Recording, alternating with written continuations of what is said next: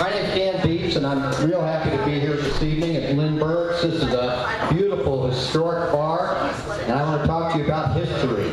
I want to thank Lindbergs and all the bands that are playing here today and this evening for free to support the movement to end the evil of marijuana prohibition. I want to thank all the people that helped to organize this event. Thanks to Trish, Daryl, Sherry in particular, and Miranda Reynolds has been doing a great job being the front woman for Springfield Cannabis regulation. Please give them some applause too.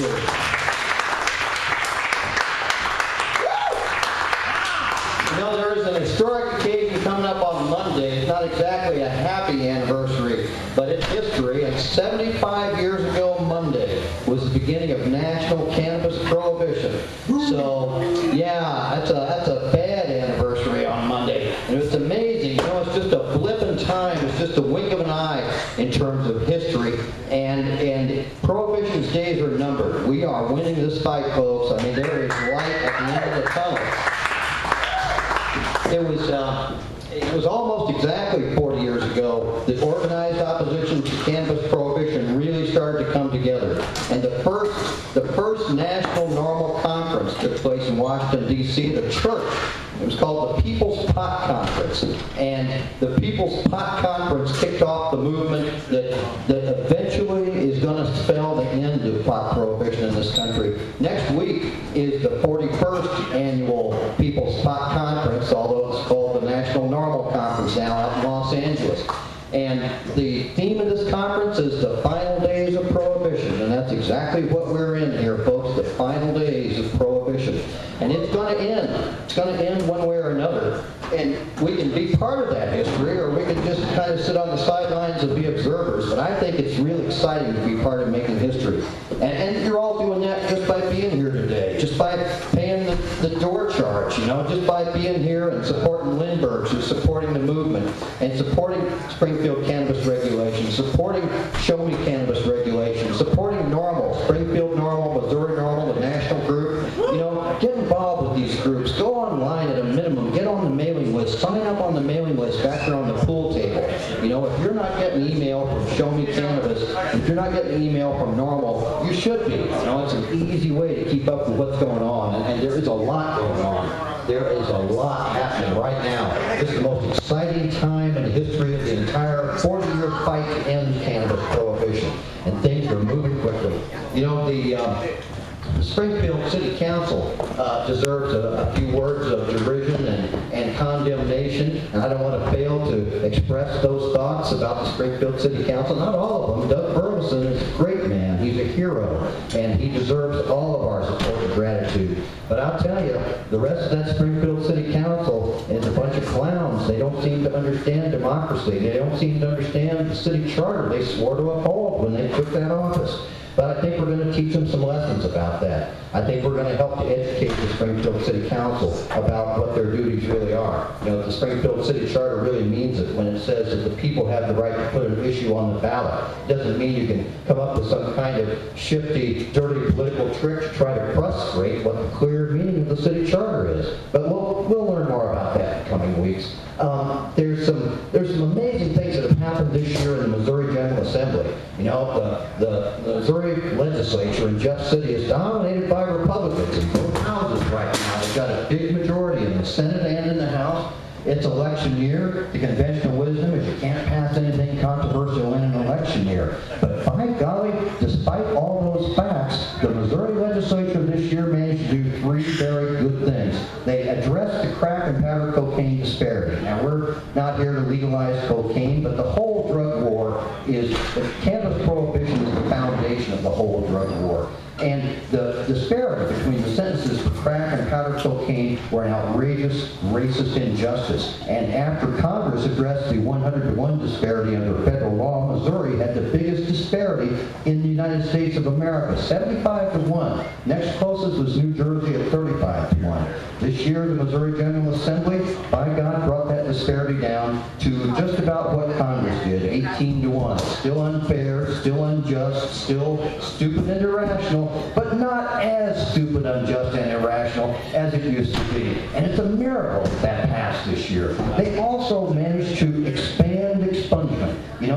people who have committed a law violation, people who made a mistake, ought to have, at some point in their lives, a second chance. They ought to have a chance to start over. They ought to have a chance to be forgiven their trespasses, and if this was a Christian nation, the legislators would understand that. But, in fact, the Missouri legislature has been very stingy with expungement. Right now, you can expunge your first DWI after 10 years. You can expunge your first minor in possession of alcohol under state law after a couple of years. And that's about it. Well, this year, the legislature expanded that. And they didn't include our favorite crime, but they did expand expungement. And we hope that maybe next year, maybe the year after that, they will include our favorite crime. And marijuana defendants will be able to get a fresh start and to wipe that record clean, at least after a few years have passed.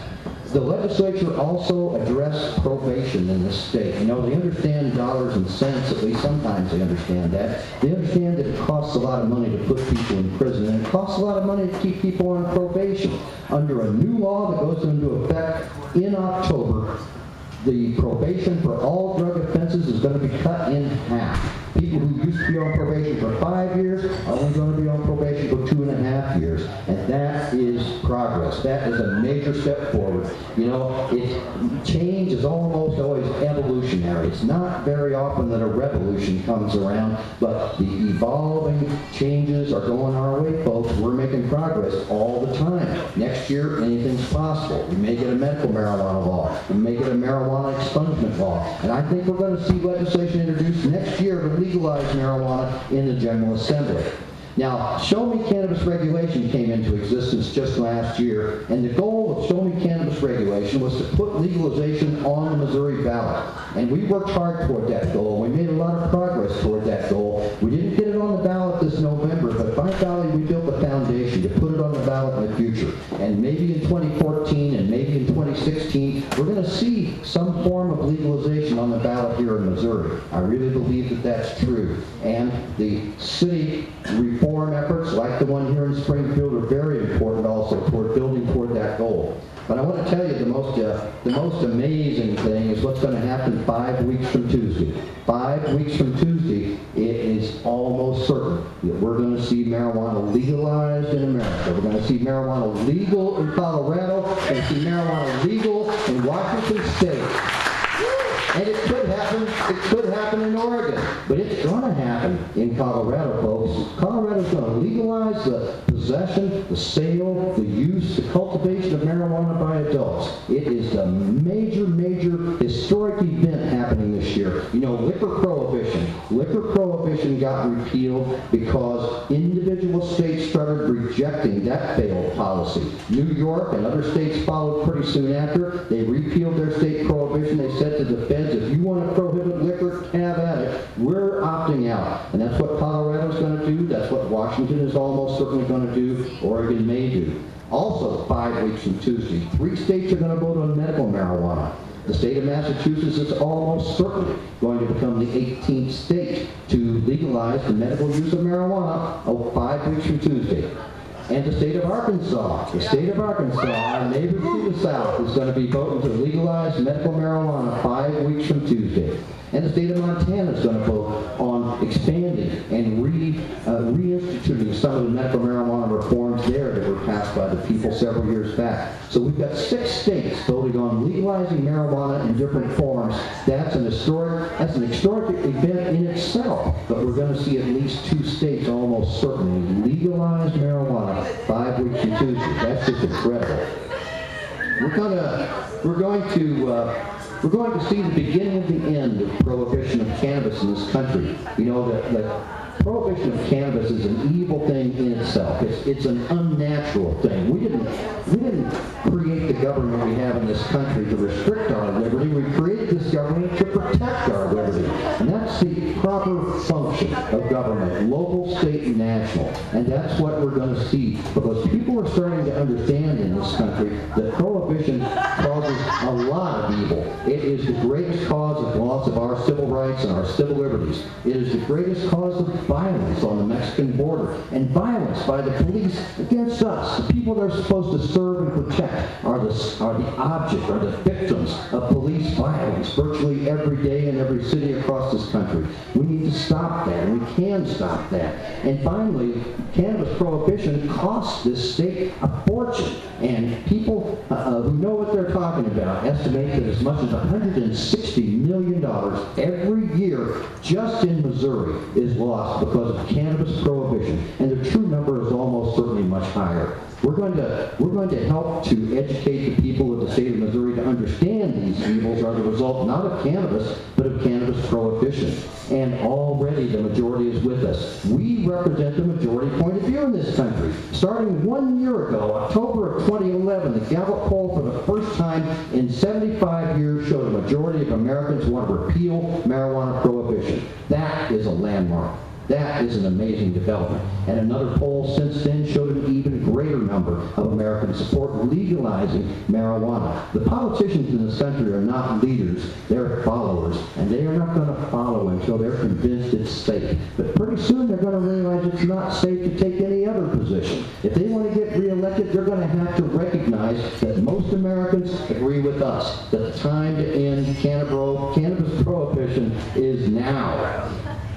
I want to tell you folks just a few more things before I leave the stage and we listen to some more music. I want to tell you that on the 20th of October over in St. Louis, Show Me Cannabis Regulations is going to hold a fundraising event, a trivia night. You can get more information about that online at showmecannabis.org, showmecannabis.com. On November the 3rd, mark your calendars now, November the 3rd, come to Columbia.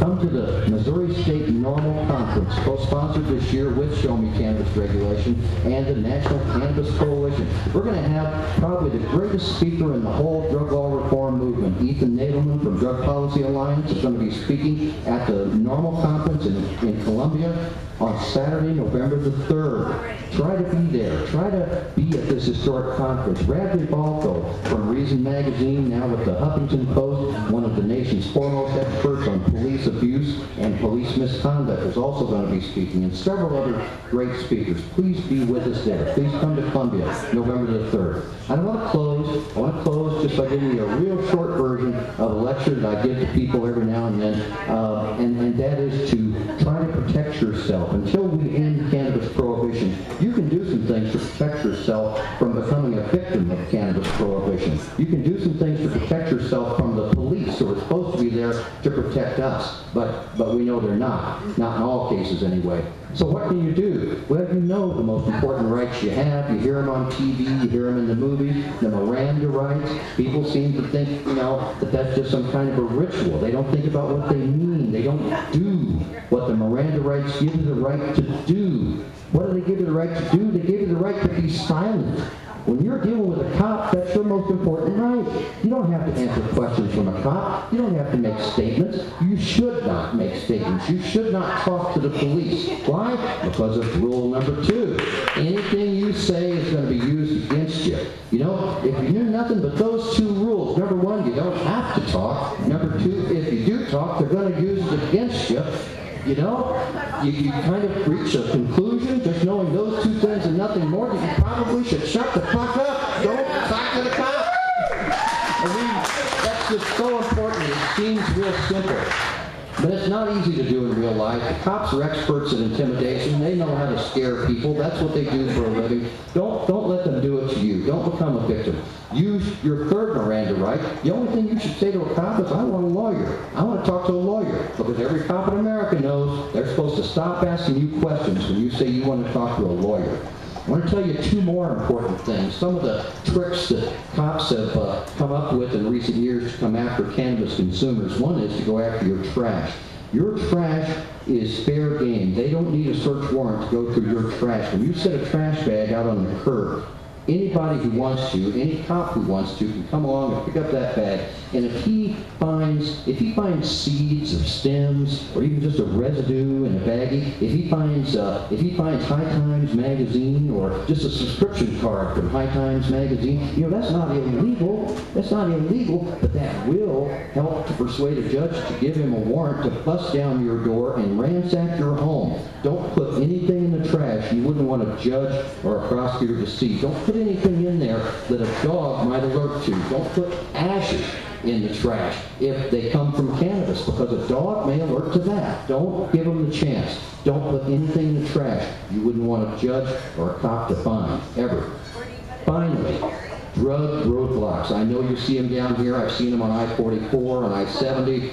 You know, you may see them. I've seen them on Highway 63. You can see them anywhere, anytime. The trick to a drug roadblock is it is a lie. There is no drug roadblock ahead. There is one at the next exit. No matter what else you do, no matter what reason you have to take that, I don't care how bad you have to piss, don't take the next exit. When you see a sign that says drug roadblock ahead, that roadblock is at the next exit. You know, the cops aren't that stupid. They didn't just accidentally put those signs up in front of the next exit. They want you to take that exit. Don't do it. Just don't take the exit. Just keep driving real legal. Observe all traffic laws. Don't follow too closely. You know, that's a cop's favorite excuse for stopping people these days. He was following too closely. But don't give them that opportunity. Make sure all the lights on your car are working. Make sure you signal before you change lanes and turn. I mean, every little traffic law.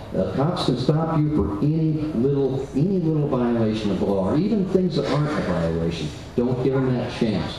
Don't become a victim of cannabis prohibition. Join NORML, join Show Me Cannabis Regulation, join Springfield Cannabis Regulation, and help us fight to change history. Help us fight